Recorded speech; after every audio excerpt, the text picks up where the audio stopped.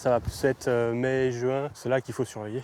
Benoît a tout ce qu'il faut pour pulvériser en cas de besoin des produits phytosanitaires, autrement dit des insecticides. Après 20 ans d'expérience en bio, ce maraîcher installé à Arles vient de choisir l'agriculture dite traditionnelle, mais il se pose beaucoup de questions. C'est compliqué parce qu'il y a la façon dont le traitement est vu par l'opinion publique. Quand on sort la machine, tout de suite on est des pollueurs, on est des assassins, des empoisonneurs. D'un coup il y a un produit qui est interdit, après finalement il est autorisé. Selon l'Agence nationale de sécurité sanitaire, l'ANSES, il y a à ce jour 2856 produits phytosanitaires autorisés sur le marché français.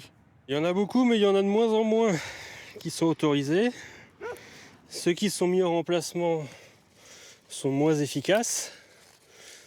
Donc du coup, on est obligé de passer plus. Donc techniquement, on consomme plus. Du côté des riziculteurs, c'est encore plus compliqué. Il leur faut non pas des insecticides, mais des herbicides. Certains produits sont interdits en France, mais pas en Italie ou en Espagne. Ils se sentent pénalisés. Il y a un problème de compétitivité avec nos voisins, proches voisins, qui sont les Italiens et les Espagnols. Donc nous demandons depuis des années que tout soit harmonisé pour qu'on puisse se battre au même niveau.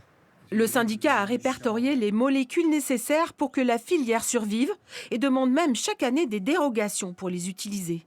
En Espagne, en Italie, il y a par exemple 16 herbicides autorisés, 20 en Italie, et en France, on est à peine à 8. C'est extrêmement compliqué parce que chaque année, on refait des demandes d'autorisation, d'utilisation. Et j'ai 2 personnes à plein temps qui travaillent pendant 1 mois ou 2 pour simplement demander les dérogations. Dérogation, autorisation, casse-tête administratif au quotidien, tout cela dans un contexte politique agricole tendu.